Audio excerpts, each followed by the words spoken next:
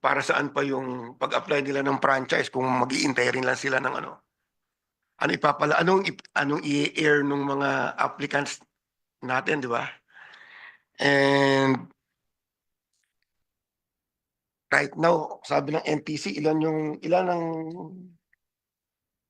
nag-ooperate? Well, in terms of networks, Your Honor, Mr. Chair, Yes. meron pong possibly more than 30 or probably even 40 networks, varying whether it's nationwide or regional. But all in all, yan po yung landscape ng television broadcast industry in terms of players that are operating TV stations, Mr. Now, Chair. thank you. BCC, before 2020, before ABS-CBN's franchise was not renewed, may study kayo? So in the same report, Mr. Chair, we do have a data from 2019. So when we look at the market share, about half of the market share is attributed to ABS-CBN. Equally, half sila ng Almost, GMA. that's 51 and 44. So if you get a total, that's more than. Okay.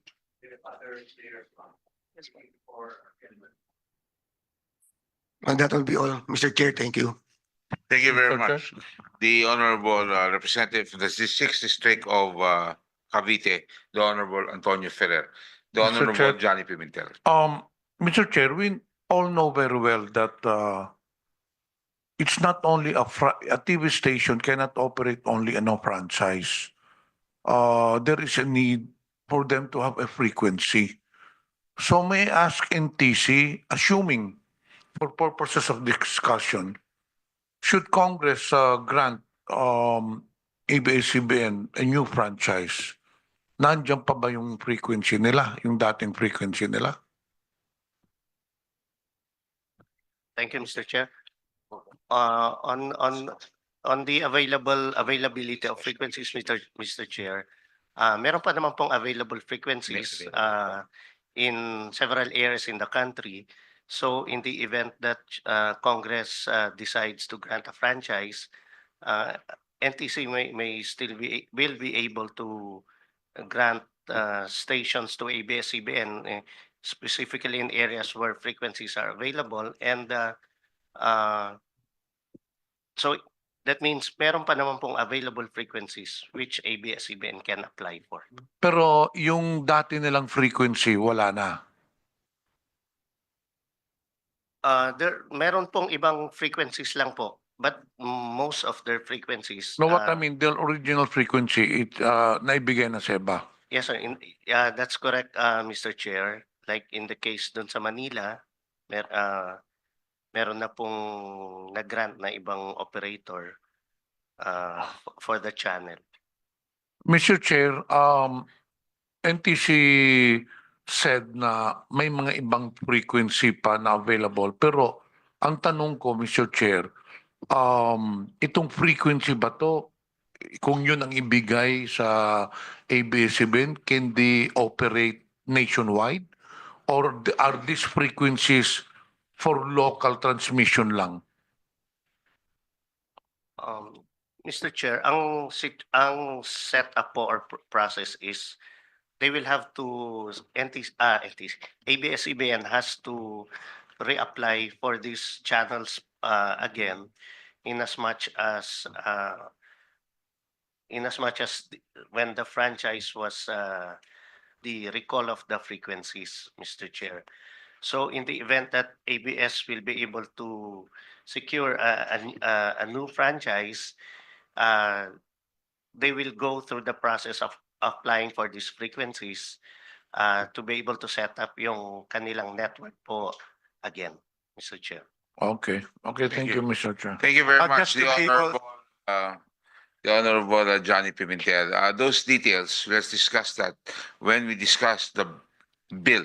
The 5 bills para ho because right now this is just a briefing of PCC. Then before we go into discussions of other issues, including the frequency, I think that will be best to let's schedule that during the discussion of the bills themselves. Yes, thank you very much, the Honorable Rufus Rodriguez and the Honorable Johnny Pimentel. So Yes, I would just like to therefore make sure that from the NTC, if there is a franchise, just, to be able to move forward, if in case in Bisaya, Pohon, there will be a the giving of the franchise by Congress, then the ABS will apply and you are going to evaluate the application for the possible frequencies. That's my question. Yes, Mr. Chair, Yes. ganun po ang Okay. magiging process. Thank you very much. Actually, we will try to go parallel on this. Once we go into the discussion of the franchise, we will also have to discuss eventually the what frequencies and which frequencies, and to assure us that it is a measure that would be really viable. Thank you very much, Engineer Alvin Blanco, for your reply. ABS-CBN, Mr. Bobby Pereiro, what do you have to say? Mr. Chair, is it okay with you if I read a short statement from Please, ABS-CBN? please. Mr. Chairman, members of the committee, honorable members of Congress, magandang hapon po sa inyong lahat. Magandang hapon. Sa ngalan po ng lahat ng bumubuo ng ABS-CBN, taos-puso po kaming nagpapasalamat sa paanyaya nyo na dumalo ngayong hapon at makibahagi sa inyong diskusyon. Nagpapasalamat din po kami sa lahat ng mga miyembro ng Kongreso na naniniwala sa layunin ng ABS-CBN na maglingkod sa ating mga kapwa Pilipino. We especially thank members of Congress who have authored, co-authored, or co-sponsored House bills to grant ABS-CBN a new franchise. Thank you to Honorable Representatives Johnny Pimentel, Franz Castro, Arlene Brosas, Raul Manuel, Rufus Rodriguez, Gabi Bordado, Percy Sendania, Joey Salceda, Rachel Arenas, and Ria Vergara. Maraming salamat po sa inyong lahat. ABS-CBN has always been guided by a clear mission to be in the service of the Filipino and our audiences worldwide.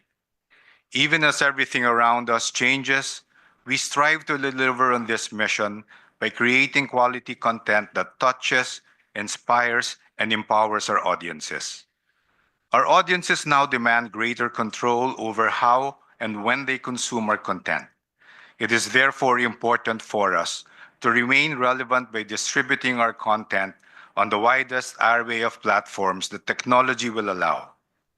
While we want to reach our audiences anytime, anywhere, and in any medium or device, we know that for many Filipinos, the most practical and pervasive platform is still free-to-air television. For this reason, we have continued making our programs available on television through content supply and partnership arrangements with other TV networks. We are unrelenting in our desire to serve in the best way we can. We are grateful to our television partners who have helped us bring our stories to Filipinos nationwide. The biggest loss has been our ability to reach our former audiences in the farthest and poorest corners of the country. Nabawasan din po kami ng mga palabas na para sa current affairs at sa news. If restoring our franchise allows us to reach them again and provide more options to all viewers, and if Congress feels this is a worthwhile objective, we would fully support the achievement of this shared ambition. However Congress decides, ABS-CBN will remain committed to continuing to transform lives by telling meaningful stories, being a catalyst of love of country, and promoting human good. It is this mission that keeps us going day in and day out, fueling our passions in storytelling and service now and in the future. Maraming salamat po.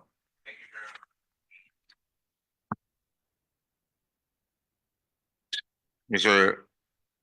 Pereiro, I'm sorry, my apologies. Kilala ko rin po kasi, kilala ko po yung tatay niya. Kilala natin lahat ng tatay niya. Pero kilala ko rin si Bobby. Pero mas yung tatay kasi niya nauna sa industriya. Anyway, any other member of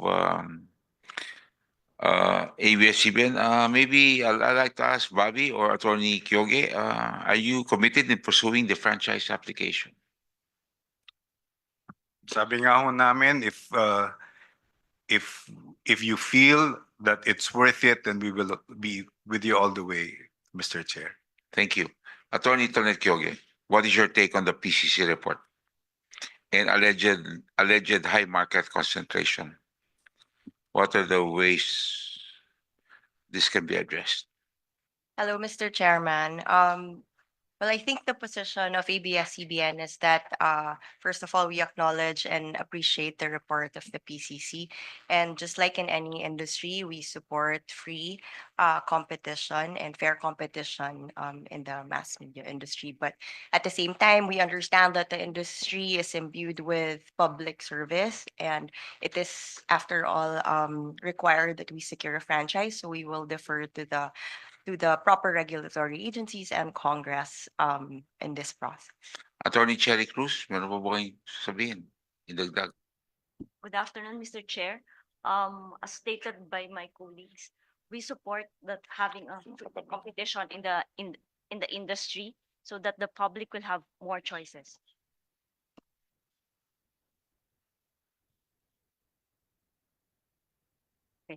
As stated by my colleagues, we support having a competition in the market. And because this will serve the public, we will have more choices.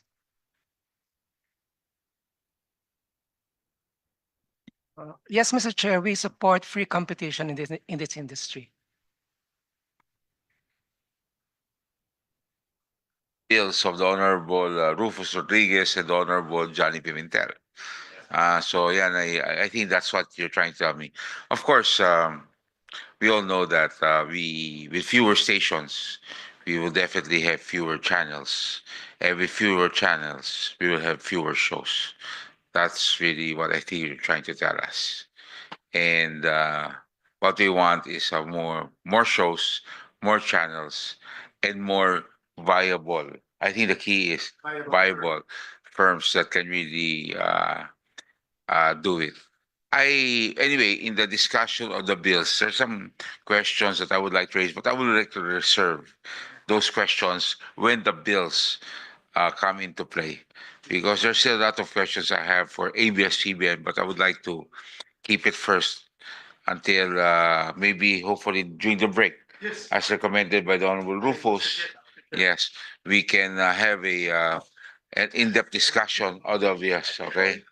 Okay, and he will, aren't you going to campaign, Honorable Rufus? I'm going to leave the campaign to give justice to ABS-CBN, Oh, which they were deprived in the last Congress. thank you very much, Honorable Rufus Rodriguez.